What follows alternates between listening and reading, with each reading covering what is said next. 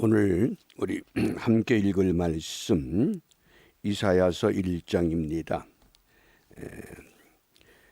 개별적으로 전체를 나중에 읽어주시고 우리 아침 시간에 1장 18절부터 23절까지 1장 18절부터 23절 말씀 다 같이 함께 읽습니다.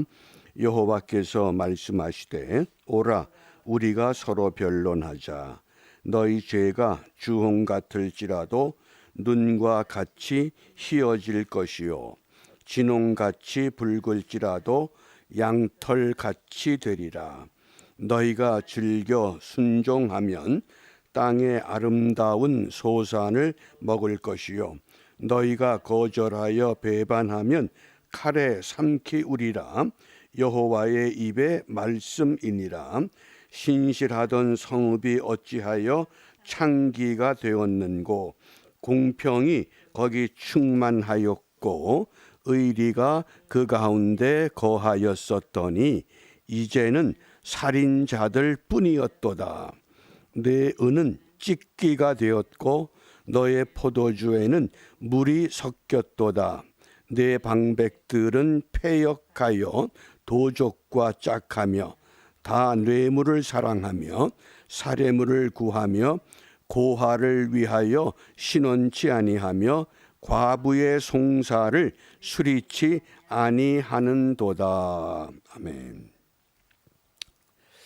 오늘 우리가 묵상할 주제는 19절 20절에서 순종과 거절, 순종과 거절 이런 주제로 묵상을 하게 됩니다. 우리 어제 에스겔서를 마감했습니다. 에스겔 이름의 뜻을 기억하시나요? 에스겔, 하나님이 강하게 하신다. 하나님이 강하게 하신다. 팬데믹의 세상에서 코로나 바이러스가 아무리 창궐하다 할지라도 하나님이 강하게 하실 것을 우리가 확신합니다. 이제 오늘부터 이사야서를 읽습니다. 이사야라는 이름의 뜻은 여호와는 구원이시다. 여호와는 구원이시다. 하나님이 강하게 하셔서 우리를 전염병으로부터 구원하실 것이라고 하는 요 맥락을 가지고 서로 연결하면 되겠습니다. 그래서 이사야라는 이름은 신약에서는 예수라는 이름과 같습니다. 그렇게 기억하시면 됩니다. 예수는 저희 백성을 죄에서 구원할 자. 이사야는 여호와는 구원이시다. 그래서 아사라는 단어와 야라고 하는 구원과 여호와, 그래서 여호와는 구원이시다라고 하는 것을 염두에 두시고 우선 그 시대적인 배경을 좀 우리가 살펴야 됩니다. 이사야 선지자가 활동하던 때가 지금부터 대략 한 2700년 전입니다. 한 3000년 이렇게 잡으면 됩니다. 3000년 전의 그 역사적인 시대 상황과 오늘의 시대 상황이 거의 비슷합니다. 그러니까 인간의 역사가 발전되지 않고 있다고 하는 것을 우리가 마음에 새겨놓고 그래서 기원전 740년부터 680년 대략 60년 동안 예언 활동을 했던 선지자입니다. 그래서 그 이사야 선지자의 그 혈통을 좀 우리가 살펴볼 필요가 있습니다. 이사야는 어떤 사람인가? 1장 1절에 보면 유다 왕 우시야와 요담과 아하스와 히스기야 시대에 아모스의 아들 이사야 그랬습니다. 여기 구약에 나오는 선지자 아모스가 아닙니다. 아모스의 아들 이사야. 그래서 이사야는 누굽니까? 아모스의 아들입니다. 그런데 이 아모스는 남유다 9대 왕이 아마샤입니다. 아마샤. 그래서 이 아마샤의 형제이거나 또는 아들일 것이다. 이렇게 추정이 되는 인물입니다. 그러니까 이사야는 그 신분이 왕족 출신입니다. 그래서 별명이 궁궐의 선지자입니다. 요즘으로 말하면 백악관의 선지자, 청와대의 선지자, 크레물린 궁의 선지자. 그래서 최고의 권력을 가지고 있는 그 곁에서 하나님의 소리를 외치는, 그래서 이 아모스의 아들입니다. 또 두 번째로 우리가 기억할 것은 아들이 둘이 있습니다. 첫 번째 아들이 7장 3절에 스알야숲. 이 이름의 뜻이 매우 중요합니다. 구약 시대의 사람의 이름은 하나님의 계시와 상징이 들어 있습니다. 그래서 스알야숲이라고 하는 이름은 남은 자가 돌아올 것이다. 남은 자가 돌아올 것이다.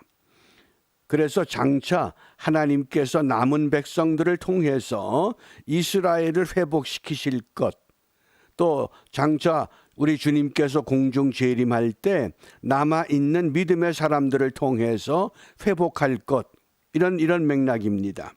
그래서 스알야숲, 그 다음에 두 번째 아들이 마할살랄 하스바스,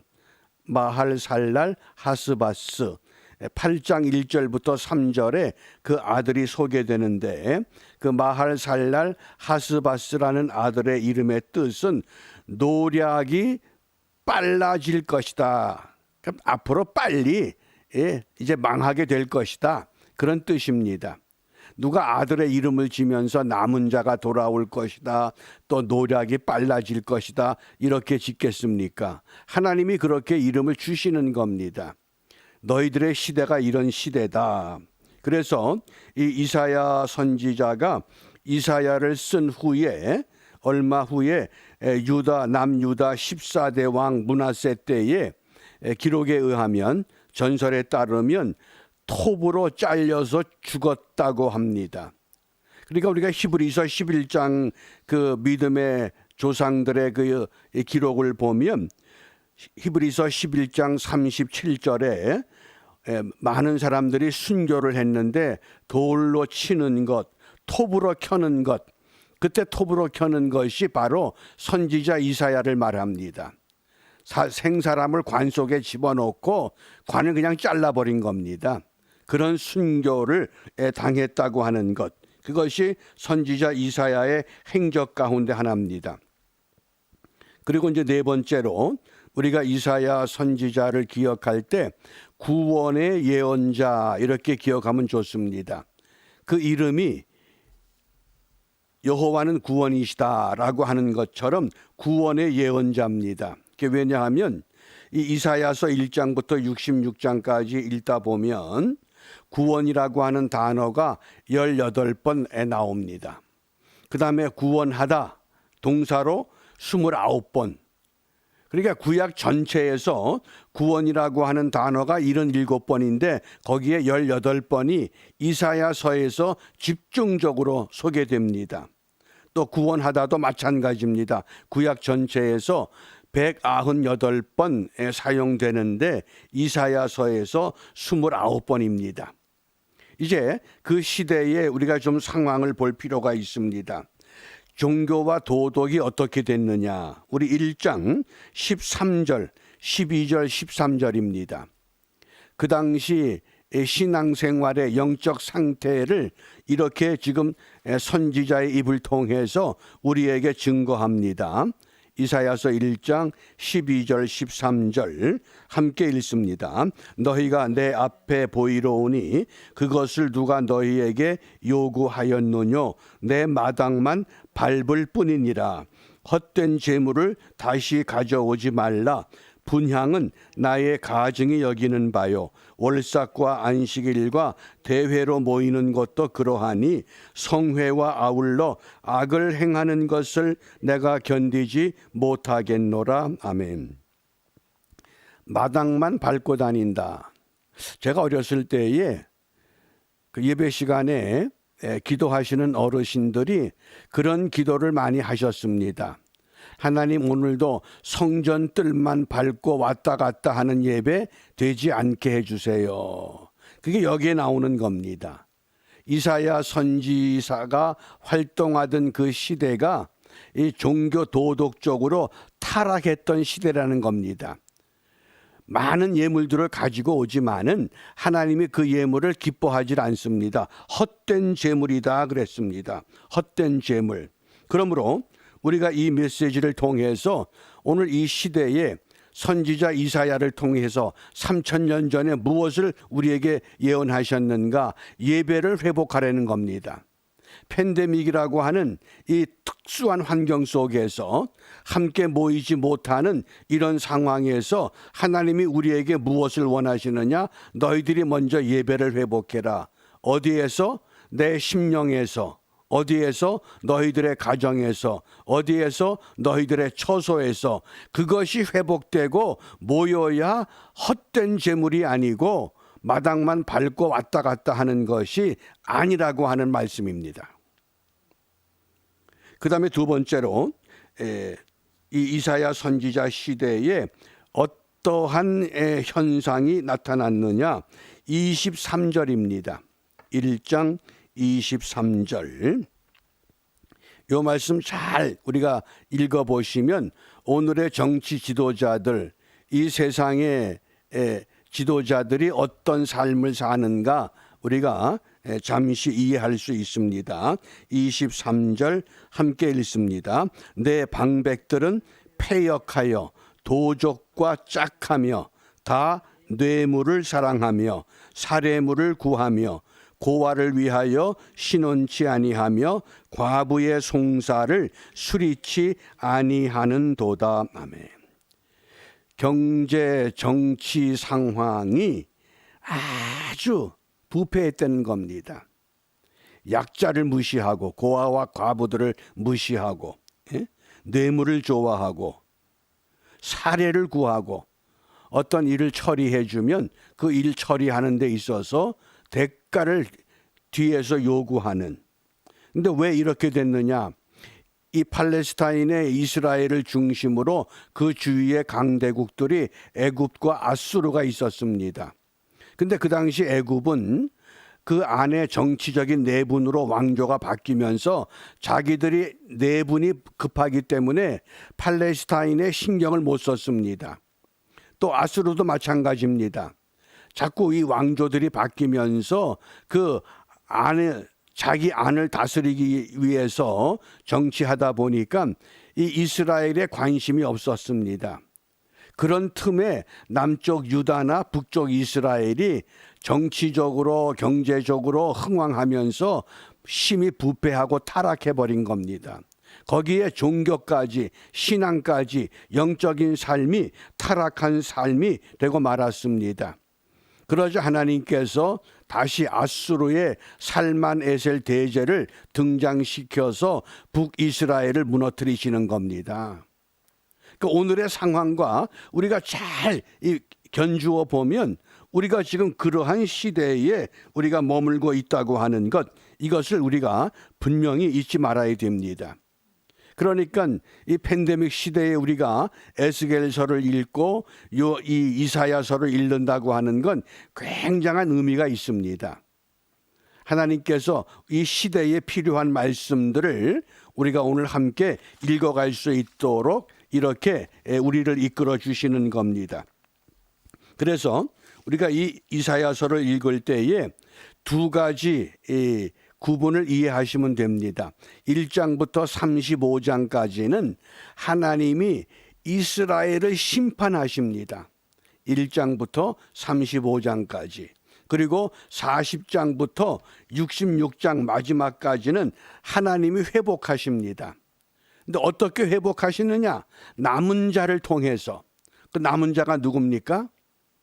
종교적으로, 영적으로, 정치적으로, 경제적으로 타락하지 않고 부패하지 않은 사람들. 그러니까 하나님의 정결한 신부들, 이 남은 자들, 그들을 통해서 하나님은 반드시 회복시키실 것이라고 하는 것을 예언하는 겁니다. 그러니까 우리가 오늘 이 이사야서가 구약이 전부 39권인데 39권 중에서 예언서가 17권입니다. 17권 예언서 중에 이사야서가 제일 먼저 앞에 나옵니다. 연대순으로 된 게 아닙니다. 그럼 왜 하나님께서 이 구약이라고 하는 하나님의 말씀을 결정할 때에 이사야서를 예언서에 제일 처음에 두게 하셨는가? 그 이유가 있습니다. 왜냐하면 선지자 이사야서가 예언의 모형이기 때문에 그렇습니다. 잘 기억하시길 바랍니다. 예언의 모형입니다. 그래서 이 예언자들의 역할, 바꿔 말하면 이 시대의 설교자들의 역할은 무엇이냐? 이사야와 같은 그런 심정으로 세상을 향해서 하나님의 음성을 전해야 한다는 것을 우리에게 알려주고 있습니다. 그러면 어떻게 전하느냐? 무엇을 전하느냐? 그 내용이 네 가지입니다. 그 첫 번째가 죄에 대한 책망입니다. 잘못한 것은 단호하게, 과감하게 꾸짖는 것, 죄에 대한 책망. 그것이 예언자의 예언서의 특별한 임무입니다. 그 다음 두 번째는 심판의 경고입니다. 죄를 꾸짖고 책망해도 돌이키고 회개하지 않고 하나님 앞으로 나오지 아니하면 반드시 심판하실 것이라고 하는 것. 그 다음에 세 번째가 심판 후에는 회복을 예언합니다. 회복할 것이다. 그런데 어떻게 회복하느냐? 요한계시록 20장, 21장, 22장에 새 하늘과 새 땅에 새 예루살렘이 도래하는 것처럼 이 이사야서도 65장, 66장을 통해서 똑같이 새 하늘과 새 땅이 내려올 것을, 도래할 것을 말씀하고 있습니다. 그것이 이 예언자들의 예언서의 특징입니다. 그러면 어떻게 이 회복을 시켜주시느냐? 그 회복이 우리가 순종하면 회복이지만은 거절하면 반역이 되고 멸망한다는 겁니다. 그게 순종과 거절입니다. 그러면 우리가 어떻게 순종해야 되느냐? 무엇에 순종하느냐? 이제 오늘 결론입니다. 18절입니다. 18절. 우리가 너무나 잘 아는 말씀이죠. 18절 말씀. 자, 우리 18절 말씀을 우리 다 같이 천천히 함께 읽습니다. 여호와께서 말씀하시되 오라 우리가 서로 변론하자. 너희 죄가 주홍 같을지라도 눈과 같이 희어질 것이요 진홍같이 붉을지라도 양털같이 되리라. 아멘.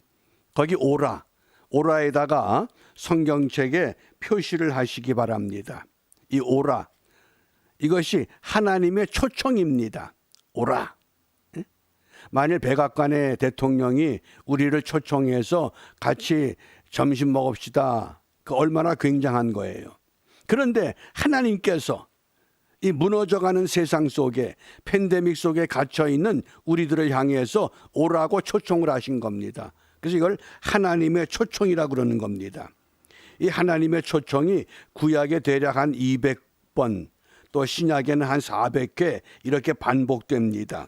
그런 중에서 굉장히 우리가 기억해야 될 초청이 하나 있습니다. 이사야서 55장 1절입니다. 이사야 55장. 우리를 어떻게 초청하시는가? 무엇을 위해서? 남은 자가 되어서 새 하늘과 새 땅, 하나님의 거룩함을 회복시키게 하기 위한 하나님의 위대한 초청입니다. 이사야 55장 1절 함께 읽습니다. 너희 목마른 자들아 물로 나아오라. 돈 없는 자도 오라. 너희는 와서 사 먹되 돈 없이 값 없이 와서 포도주와 젖을 사라. 아멘. 돈이 없는데 어떻게 삽니까? 거저 주시겠다는 겁니다. 무엇을? 포도주와 젖을. 포도주와 젖이 뭡니까? 하나님의 신령한 메시지, 하나님의 신령한 음성. 그래서 우리가 이사야서를 읽어가면서 확실하게 깨달아야 됩니다. 이 팬데믹 시대에 하나님께서 우리에게 요구하시는 것이 무엇이냐? 무엇을 요구하실까요? 남은 자가 되려는 겁니다. 남은 자는 뭐예요? 병에 걸리지 않고 마지막까지 살아남는 것도 중요하지만은 영적으로 믿음으로 하나님의 사람으로 확실하게 구분되려는 겁니다. 이게 카도십니다. 거룩한 백성으로 구별되라고 말씀을 하십니다. 이런 초청을 예수님께서 신약에서 어떻게 말씀하셨느냐? 결론이 마태복음 11장 28절에 보면 수고하고 무거운 짐진 자들아 다 내게로 오라. 내가 너희를 쉬게 하리라. 내가 너희를 쉬게 하리라. 나는 마음이 온유하고 겸손하니 나의 멍에를 메고 내게 배우라. 그러면 너희 마음이 쉼을 얻으리니 이는 내 멍에는 쉽고 내 짐은 가벼움이라. 순종과 거절이 오늘 저와 여러분들을 향한 이사야 선지자가 우리에게 주시는 일장의 음성이요 메시지입니다. 하나님의 위대한 초청을 순종할 것이냐 거절할 것이냐. 순종하면 남은 자가 되어서 이스라엘을 회복하고 미국을 회복하고 자유대한민국을 회복하는 하나님의 구루터기로 쓰임받지만은 순종하지 않고 거절하고 배역하고 배반하면 무너뜨리겠다. 그것이 선지자 이사야를 통해서 오늘 우리에게 주시는 메시지입니다. 그래서 무엇을 요구하느냐? 헛된 재물 필요 없다. 마당만 밟고 다니는 것도 필요 없다. 너희들의 예배를 회복해라. 신령과 진정의 예배를 회복하라고 말씀하십니다. 오늘 우리 한날의 삶이 정말 이 신령한 제사를 회복하는 은혜의 발걸음 되셔서 우리가 딛는 그 땅마다 우리가 가는 그곳마다 하나님의 거룩한 영이 임재하여 남은 자들의 영역을 확장시키는 은혜에 아름답게 쓰임받는 축복의 사람들이 되시기를 주님의 이름으로 축복합니다. 기도하겠습니다. 하나님의 놀라운 섭리를 선지자 이사야의 말씀을 통해서 우리가 이 아침 시간에 함께 나누었습니다.